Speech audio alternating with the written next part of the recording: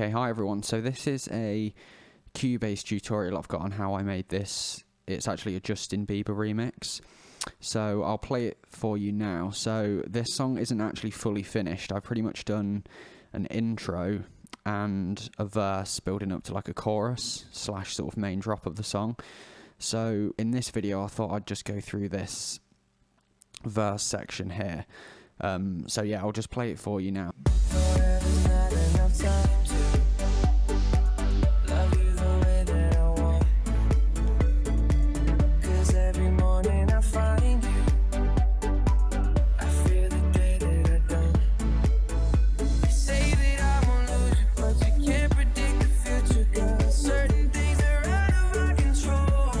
So yeah, that's it. You get the general gist. It's quite like a upbeat, housey kind of song. So yeah, the first thing I've done is I've actually got the acapella for the song. I actually made this acapella with like a feature you can do in Cubase where you can basically isolate the vocals from any track. So yeah, this is what the acapella sounds like. It's actually kept quite a lot of the natural reverb in, which I thought sounded cool. So the first thing we've got is just a few sidechain triggers. I'll go through that. So we've got 2. The reason we've got 2 is because in Cubase you can actually only have 8 per track. So I've got a second one as well. And all they are basically the kick track that's been duplicated. And as well, if you look on the mixer, on the sidechain track, the output's actually been taken off. So obviously you can't hear the sound. It's just acting as a trigger. The reason I actually do this, other than having the kick, I could just use the kick to sidechain everything, but I prefer it on a different track because you can kind of edit this, for example, which is going to affect the sidechain trigger without affecting the sound of your kick drum. So that's basically why I've done that. So I'll play the kick drum on its own. So this is just a really, really simple kick. In the verse section of the song, I've actually low passed it. So I've removed some of the high end just because I wanted a kind of like low sound to it. Not too much click at all. So that was made with a plugin called Bassism, I think it's called. So this is basically just a drum synthesizer. I've saved this as a preset so you can see what you can actually do. I'll just load up a analyzer so you can look at it quickly. You can actually affect, for example, the start time where the kick starts. I'll also as well take off this EQ just so you can really hear what it's doing. So let's take that off. So yeah, you can basically change all of these settings and also tune the kick as well. So this I've got on a G, but if you want to, you could sort of change the pitch of it and change the decay at the end as well. And then also in noise, you can make like a noise transient if you want. So yeah, that's really good. I'll just load this back in, just so. Load preset. Yeah, so that's the original kick back in. So yeah, that's basically just going through on a 4/4 drum beat throughout the song. Also as well, we've got very simple hi-hats here and a clap. Clap is just a tiny bit of reverb there. That's being sent to, where is it? Yeah, this small reverb, which is just Valhalla Room with a high pass on there as well. So that's the clap and hi-hat. Then we've got an offbeat hi-hat as well coming in there. And also we have this is from the song actually. This is actually from the intro of the original song. And all I've done with that is just added a little bit of a delay, ping pong delay. Also EQ'd it as well. And it's being sidechained as well. Like this just here. And then we've got a serum sound. Just like one single note adds a bit of variety as the song plays through. So that's basically the drums. Also, as the song progresses into the second half of the verse, we've got a little drum loop that comes in.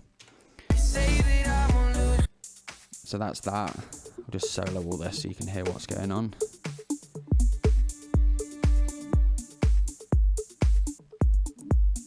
Yeah, so these are the drums. And then I've also got a ride cymbal in here, just to add a bit of sizzle.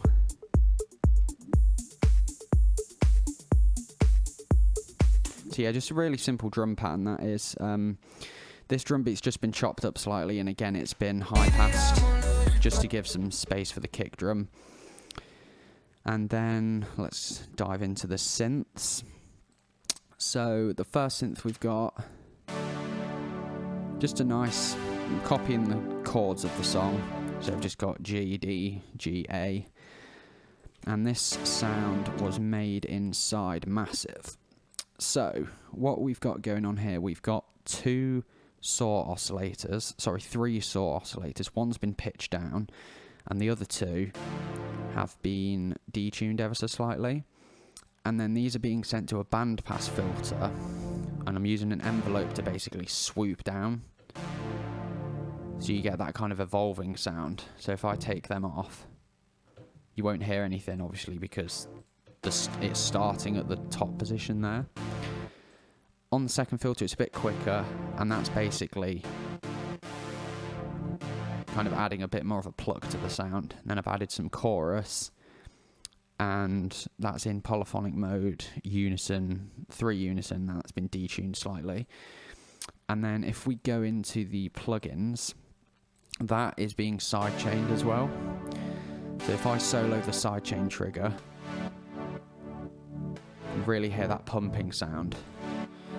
And then that's just being controlled by one of these. And then if we go into the next sound, yeah, so a nice pluck sound there. Just take off that sidechain for the minute. So with this, again, I think I actually duplicated the first track, the original track. It looks like I did, actually. And again, we've just got a short envelope closing this bandpass filter so that we get that kind of like plucky sound. So if I open this filter slightly by doing the decay, you can really hear that you know, that's a really like shortens the sound of the pluck doing it that way. Then if we open the filter, you can hear that obviously the sound gets brighter, and then this is the amp envelope, and again about halfway, just to give a more enhanced pluck sound.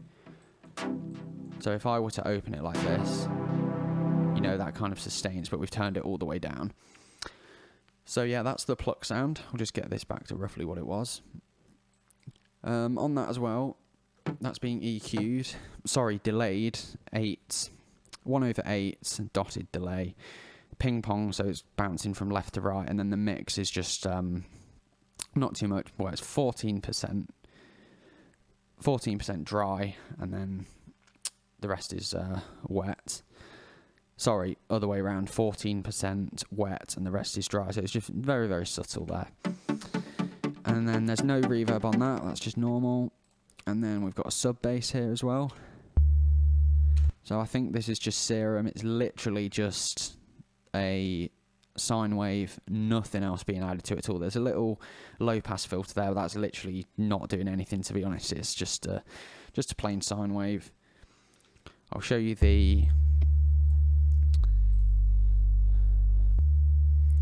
just a little sine wave, few little harmonics in there.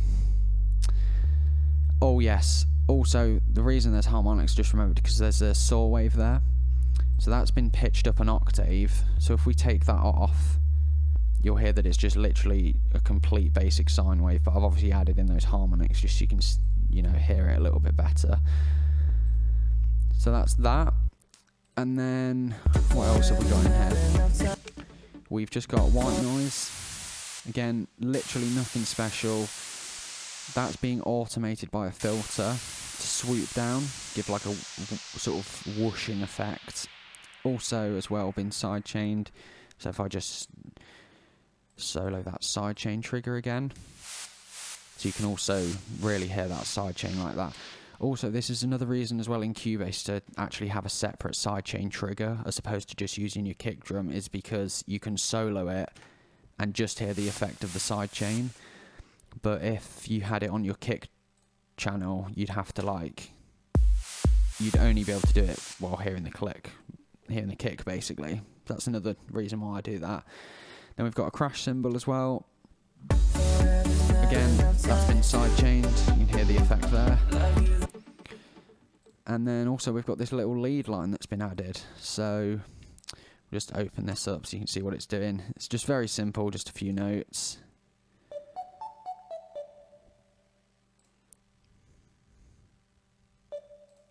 If I play that with all of this, you might be able to turn that up slightly actually. Another lead line here.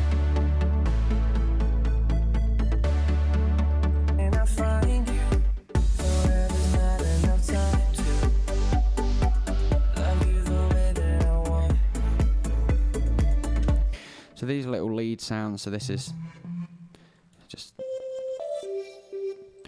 that's basically just a little, that's called bottle blow, that, and then a little bit of modulation going on there. So that's just affecting the wavetable position. In effects, we've just got, oh no, that's not doing anything actually. Might as well turn that off. So yeah, that's just a simple sound. The next one's in massive.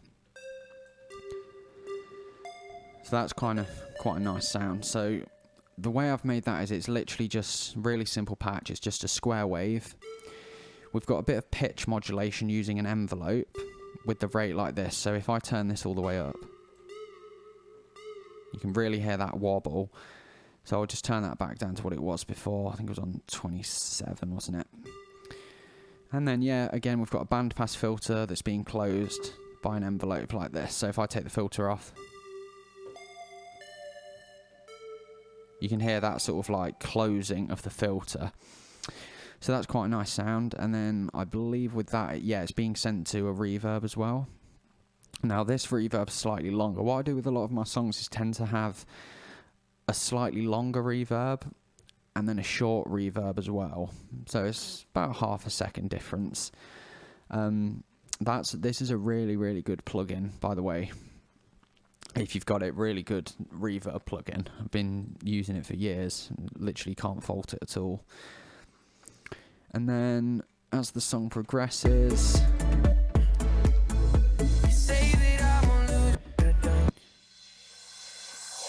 I've got a riser crash there. Again, that is being sidechained using a trigger up here. So let's listen. This is with it. You can really hear that swoop, and then I'll turn it off so you can hear without it. So yeah, that really adds sort of like a ducking effect to the sound.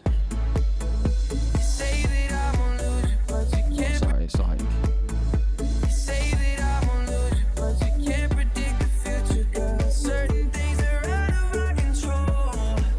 that's that. And then as we build up into the chorus section, I've taken this white noise effect and actually just turned it around the other way. So this filter's opening now. So that's like building up. And then we've got this section.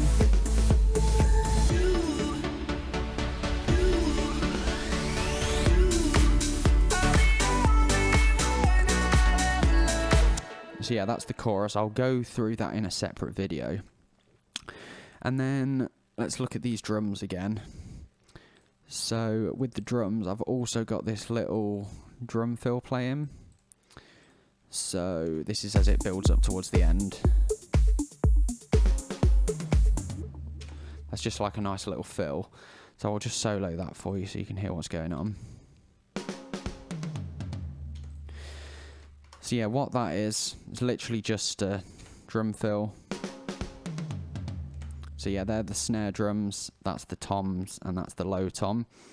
Now that's actually been made inside Superior Drummer, which is this plugin just here. So you can hear the, you can visually see which drums are being played. And then in the mixer, I think I just very roughly mixed it. I didn't really put too much thought into this, to be honest, this little drum fill, but it's just a nice little transition into the other section. And then with this, I've just compressed it with a CLA compressor, just to make, you know, get rid of the peaks so you can actually hear the whole thing in the song.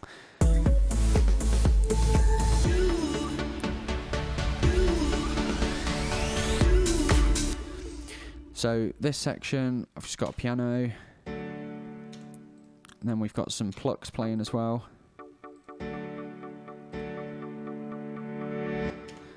That little riser sound, so this is just the piano. What I've done is I've bounced it down to audio. So that would be like... Oh, what's going on? Yeah, so I've got a shortcut for that, and then from there, so that's been bounced down now, and then all you do is just process, reverse. So if you listen to this now, when they're played back to back, it's like... So yeah, that's what I've done with that. I'll just undo that quickly.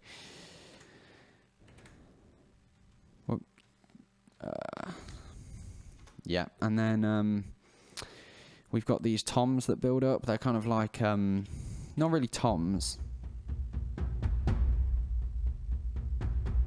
Just some, a thing called action strikes in Contact. Just some kind of cinematic style hits. And we've got some more cinematic hits here. Another kick drum. And then also we've got a riser effect. So that's made up of this sound. Just a nice riser and then a pitch sound as well. Just to add some tension as it builds into the next part. And then as well we've got this pluck sound. So that opens up via this macro, which is just here. So a macro inside Massive is basically this dial down here. So if you focus on that little dial down there, the macro, so as it plays, it's opening up. So what that's doing is opening up this filter ever so slightly. So as it plays through, it's basically doing that, as you can see by this number 1. And then it's also opening the decay of lengthening out the decay of the amp envelope. And then also opening up the decay of the filter modulation there. So it's just a nice way to build it up. And then if I open up the spectrum analyzer just here, you can see that it kind of opens up. And if we play this with the riser effects as well, like... really create some tension, and then we can go into the next section.